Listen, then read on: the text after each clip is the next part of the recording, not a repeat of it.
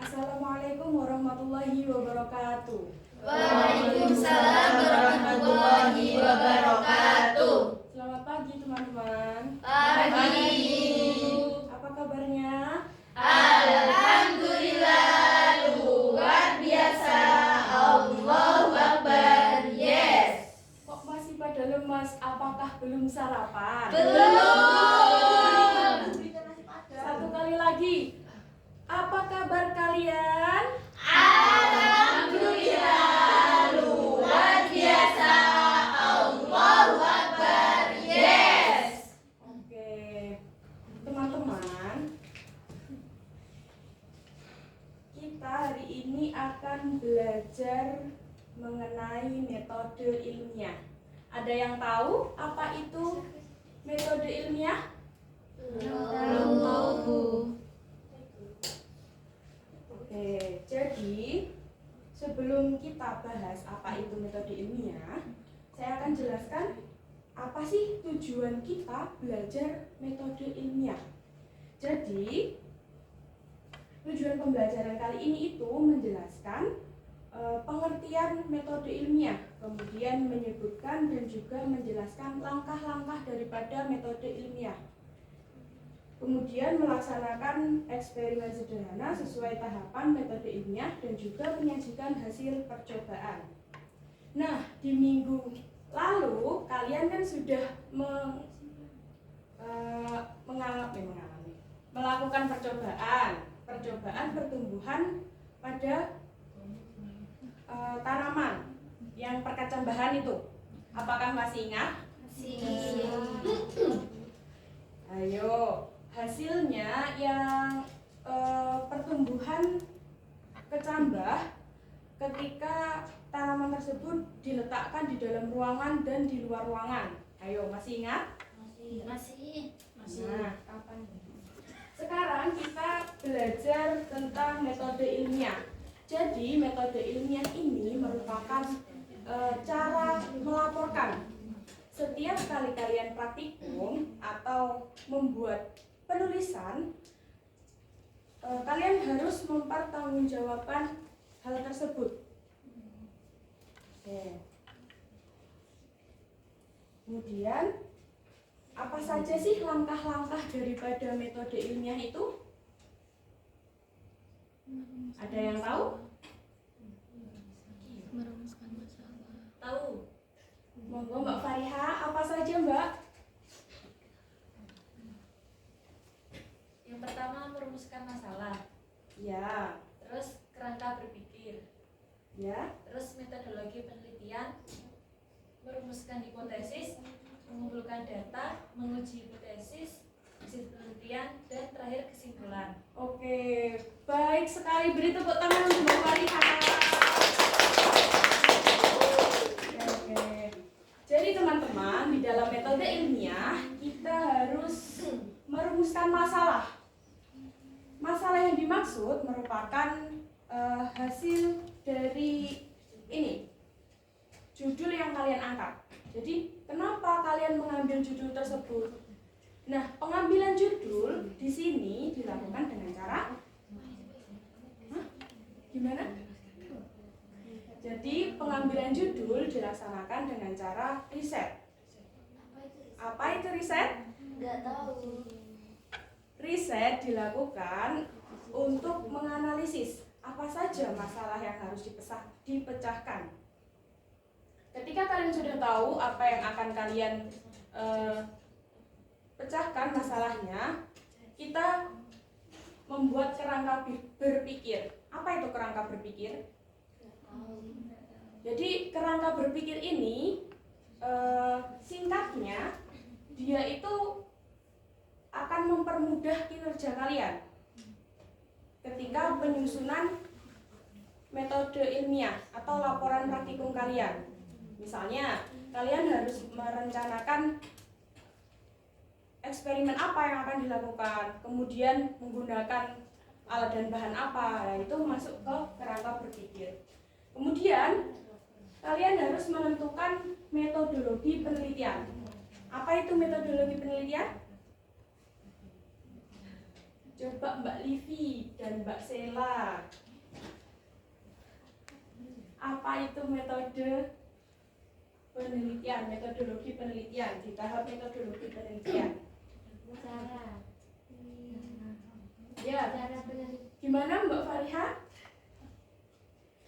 Cara atau langkah yang digunakan dalam suatu penelitian untuk memecahkan masalah.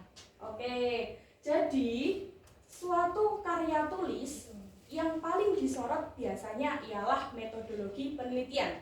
Bagaimana cara kalian mengambil penelitian tersebut, kemudian bagaimana cara kalian mengambil data-data tersebut, ya itu masuk ke metodologi penelitian. Selanjutnya, merumuskan hipotesis. Ada yang tahu apa itu hipotesis? Nah, ya benar sekali. Apa tujuannya hipotesis dirumuskan? Agar kita bisa tahu kemungkinan-kemungkinan yang akan terjadi ketika melakukan praktikum, suatu praktikum. Misalnya ada H0 dan juga H2 atau H1 dan H2. Artinya akan ada dugaan sementara ketika praktikum ini dilakukan akan menghasilkan seperti ini ataupun seperti ini karena adanya hipotesis tadi, dugaan sementara. Kemudian tahapan pengumpulan data. Bagaimana cara mengumpulkan data? Melalui analisis yang telah kalian lakukan di dalam praktikum. Kemudian hasil-hasil dari praktikum itu apa saja kalian masukkan di analisis data atau mengumpulkan data. Nah, dari rumusan hipotesis yang sudah kalian rumuskan di awal, kalian harus mengujinya. Apakah dugaan sementara yang kalian tadi ajukan itu valid atau tidak? Maksudnya, dugaan kalian itu tercapai atau tidak? Jika tidak tercapai, mengapa? Dan jika tercapai, mengapa? Itu kalian jelaskan. Kemudian, hasil penelitian.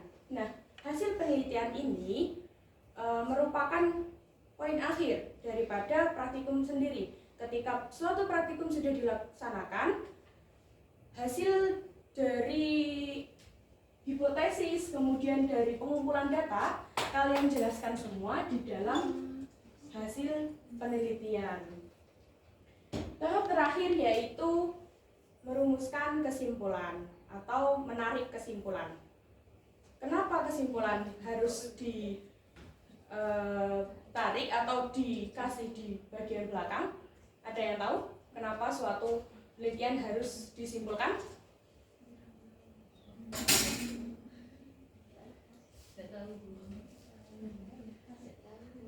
Gimana, Mbak Lia? Jadi ketika kalian sudah melaksanakan praktikum, kalian juga harus menyimpulkan bagaimana hasil daripada praktikum tersebut agar audiens atau pembaca bisa tahu jika penelitian yang kalian lakukan itu nanti berhasil atau tidak. Kalau berhasil itu karena apa? Terus kemudian kalau tidak berhasil itu karena apa? Itu semuanya ditarik kesimpulan di dalam tahap yang terakhir. Nah, teman-teman, sesuai dengan praktikum yang sudah kita lakukan di minggu lalu, saya akan bagikan LKPD untuk kalian lengkapi. Kemarin kan ada 2 kelompok ya. Nah, ini bisa dikerjakan sesuai dengan praktikum yang kemarin. Kemarin praktikumnya tentang apa? Masih ingat? Ya, pintar sekali. Oke. Jadi nanti kalian di tahap awal kalian isi nama, kemudian kelas, dan juga dari kelompok berapa. Jika sudah, kalian cermati dulu apa sih pembelajaran ini. Kemudian petunjuk kerja. Petunjuk kerja yang dimaksud di sini ialah bagaimana kalian mengerjakan LKPD ini. Kemudian ada langkah-langkah metode ilmiah. Nah, sebelumnya ada masalah yang ditemukan. Masalah ini adalah materi praktikum minggu kemarin. Di bagian identifikasi masalah, kalian bisa menuliskan masalah yang ditemukan dari praktikum minggu lalu, yaitu kecambah. Kemudian, kalian tuliskan hipotesisnya. Atau apa tadi? Dugaan sementara. Oke. Kemudian, kalian ada menuliskan variabel bebas, variabel terikat, dan juga variabel kontrol. Kemudian di hasil pengamatan. Nah, ini masuk ke poin berapa kalau hasil pengamatan berarti? Ayo. Tadi yang saya jelaskan? Iya, betul sekali.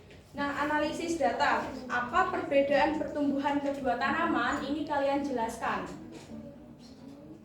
Jangan lupa diberi perbandingan antara kecambah yang hidup di luar ruangan dan juga di dalam ruangan. Kemudian yang terakhir ada kesimpulan. Bagaimana tadi caranya menarik kesimpulan? Dengan cara memperhatikan poin-poin sebelumnya.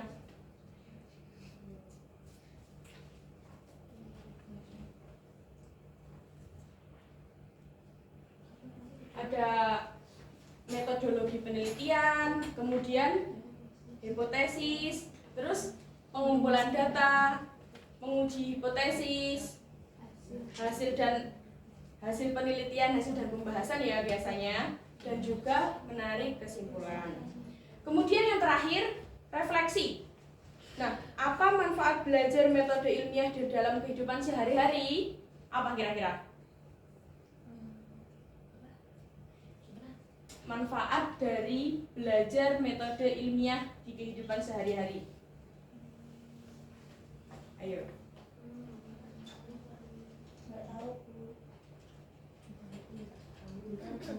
Meningkatkan kemampuan menjadi kritis, Bu. Oke. Lainnya ada lagi?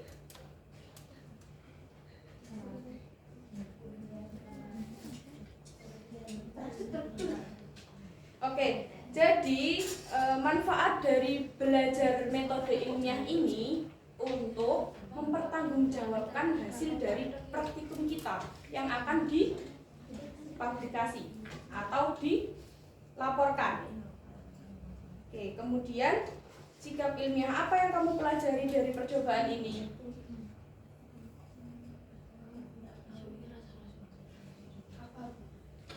Mandiri, kemudian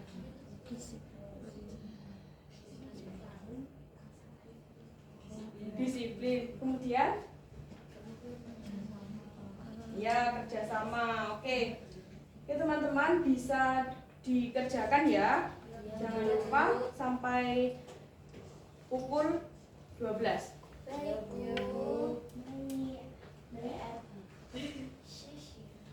Dari pemaparan yang saya paparkan tadi, penjelasan yang saya paparkan, apakah ada pertanyaan terkait dengan metode ilmiah? Tidak ada? Oke, kalau tidak ada saya yang bertanya. Coba Mbak Livi, dari tadi saya menjelaskan hanya bermain HP. Apa yang dimaksud dengan metode ilmiah? Cara yang digunakan untuk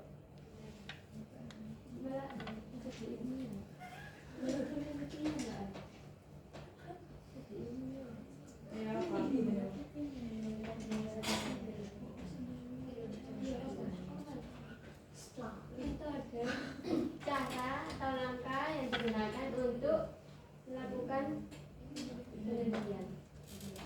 Boleh, ada yang mau menambahkan? Naila.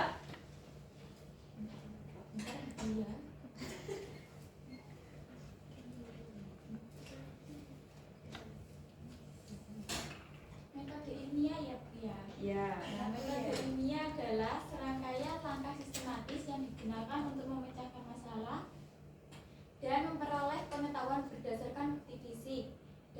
menerapkan konsep berpikir ilmiah seperti analitis, logis, dan objektif. Oke.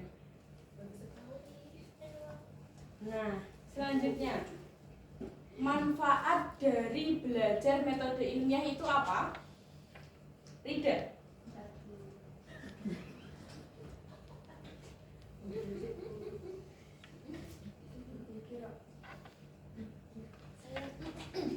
Iza mau menjawab. Nggak mau aku aja.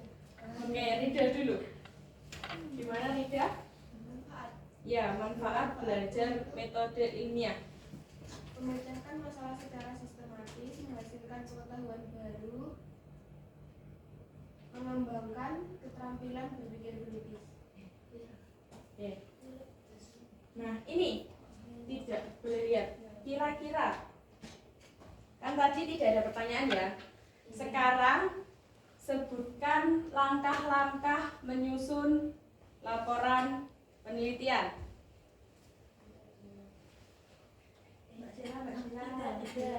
Mbak Intan. Menyelesaikan masalah. Ya. Kemudian, Metode penelitian. ya. Hipotesis. Mengumpulkan data. Pembahasan. Hasil kesimpulan. Oke. Satu poin lagi yang paling penting. Tadi saya katakan biar mudah menyusunnya harus membuat apa? Hipotesis. Ya, 100 buat Amelia. Oke teman-teman, jangan lupa dikerjakan LKPD-nya. Kita bertemu di minggu depan dan kita bahas lagi apa hasil dari kalian. Kesimpulan dari pembelajaran hari ini merupakan setiap karya yang kalian tulis itu ada pertanggungjawabannya. Nah, bagaimana cara mempertanggungjawabkannya? Melalui apa? Tias ngelamun saja. Gimana cara mempertanggungjawabkannya? Dengan mengerjakan dengan sungguh-sungguh. Kemudian, ayo, satu lagi ada yang bisa? Dengan cara membandingkan atau membandingkan dengan hasil penelitian terdahulu, sehingga apa yang kalian tulis, apa yang kalian praktikkan itu tidak seenaknya saja atau tidak ngawur daripada langkah-langkah praktikum yang sudah terpublikasi. Oke, terima kasih teman-teman atas perhatiannya. Jangan lupa belajar dan tetap jaga kesehatan. Saya akhiri. Wassalamualaikum warahmatullahi wabarakatuh. Waalaikumsalam.